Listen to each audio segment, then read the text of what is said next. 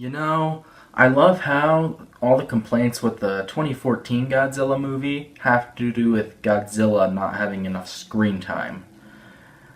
For Godzilla King of the Monsters, critics are complaining that there's too much Godzilla and not enough development on the human characters. Gotta say, that's kind of interesting.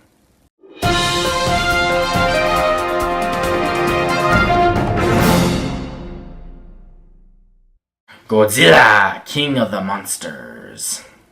Godzilla, King of the Monsters is a sequel to 2014's Godzilla and kind of a sequel to Kong Skull Island as well.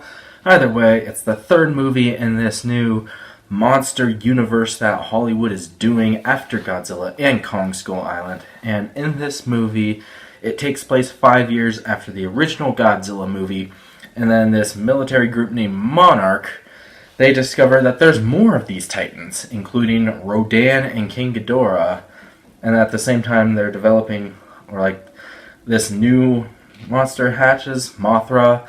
That's kind of how it goes. They don't really discover it, they kind of create, I don't know. Either way, we have a Godzilla movie with a bunch of other monsters, including Rodan, Mothra, and King Ghidorah. And then Godzilla and King Ghidorah, they battle, and then there's a bunch of human characters, and there's a kind of a story that goes along with it. And that's the basic plot of this movie. So let's get into Godzilla, King of the Monsters. If you guys don't know already, Godzilla, King of the Monsters was one of my most anticipated movies of the entire year.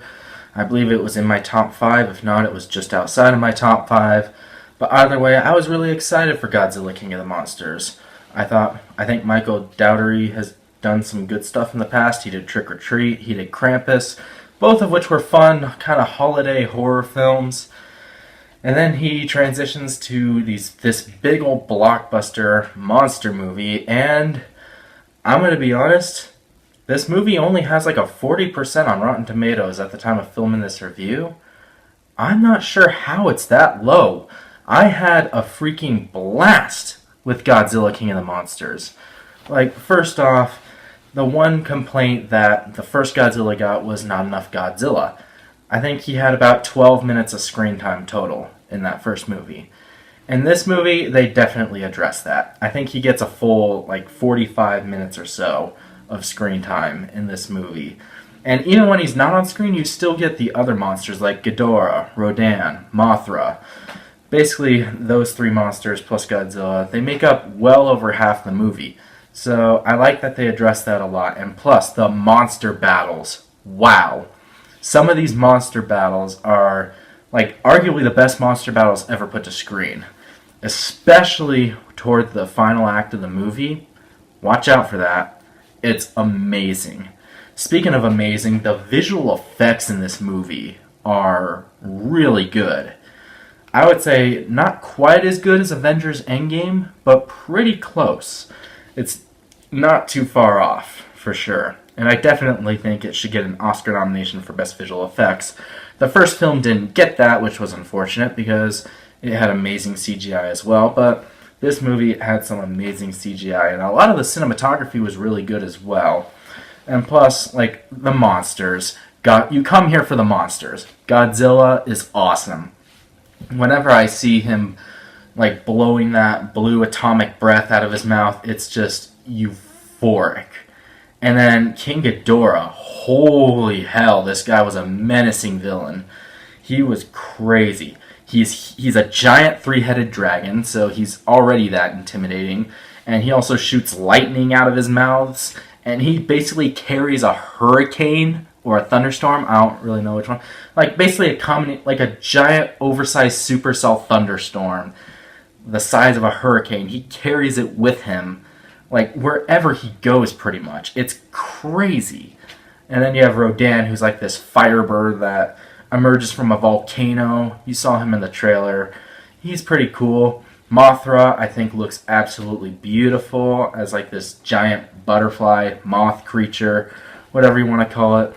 Yeah, the monsters all had great roles in this movie, and it was just so amazing to see them all on screen together and just duke it out.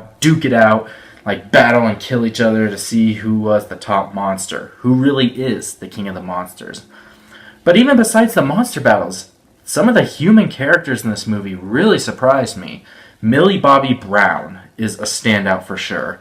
I thought she did an amazing job in this movie. I thought Vera Farmiga did a really good job. Kyle Chandler was really good. Like, those three, I would say, were the best characters in the movie as a whole, because like they had the best storyline, they had the motivations that made sense, especially Millie Bobby Brown. And in addition to that, there's also some comic relief characters.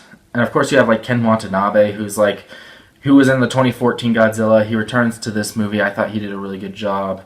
And again, some of the comic relief characters, like this one scientist, I forgot his name, but it was like Bradley something, I think. But I thought he had some funny lines. O'Shea Jackson Jr., while he's not in the movie that much, I thought he had some good lines as well.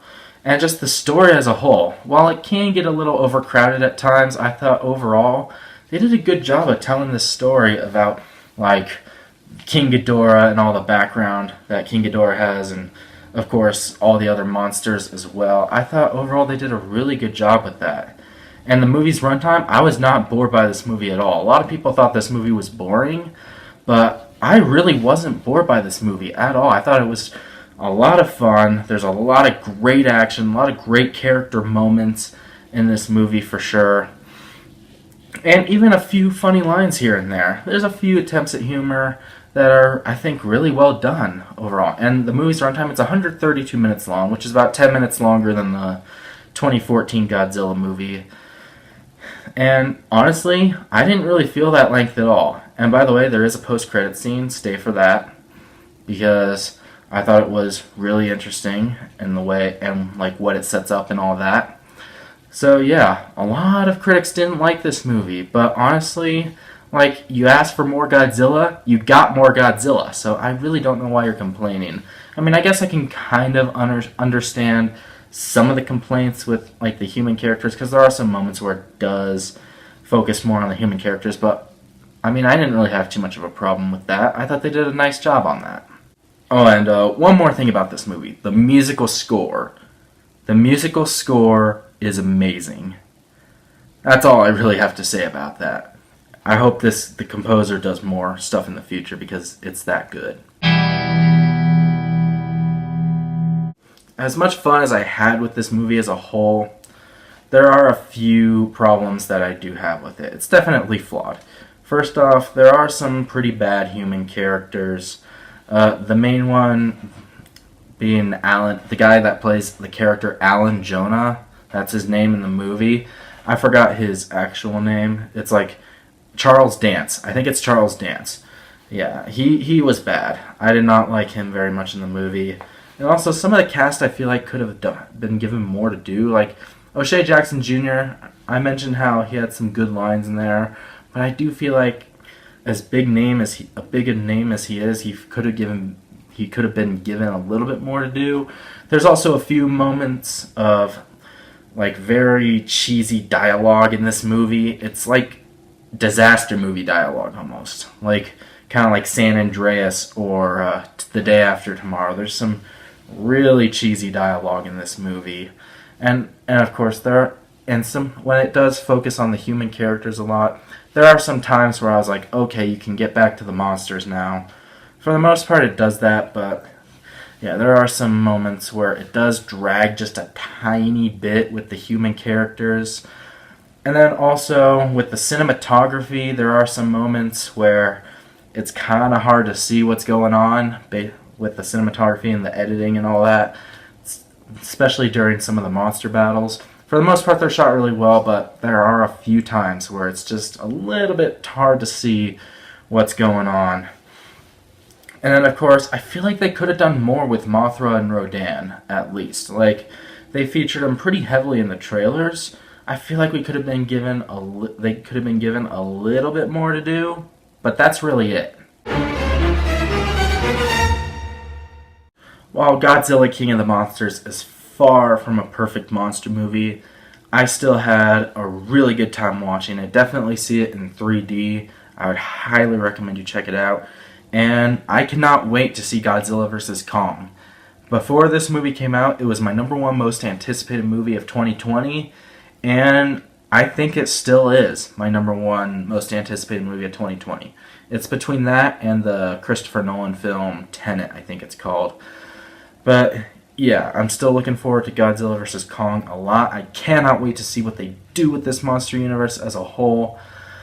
So yeah, despite some weak human characters, a little bit of cinematography problems, a couple of story problems and writing problems that are out of place, this movie is a flawed but very fun popcorn action film that you can just sit down, shove popcorn in your face, and have a blast with.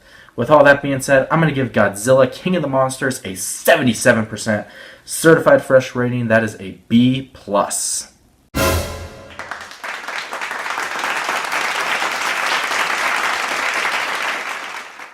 Alright, and there is my review of Godzilla King of the Monsters. It is so far my most underrated film of the year. If you guys have seen it, what did you think about it? Make sure to let me know down in the comments below what you thought of it. Do you like it? Do you hate it? Do you even love it? Or do you think it's one of the worst movies ever? Do you think it's worse than the 1998 abomination known as Godzilla, directed by Roland Emmerich? Let me know down in the comments below. And are you looking forward to Godzilla vs. Kong? And what's your favorite monster movie? Make sure to let me know down in the comments below. Make sure to subscribe to my channel for more content to come in the future. I have 2 more reviews coming out pretty soon. I'm going to have Rocket Man coming up pretty soon. And then I just saw the movie Booksmart today, so you can expect a review of that up on this channel pretty soon. But until then, once again, my name is the California Cougar. And always remember to stay California cool. Peace.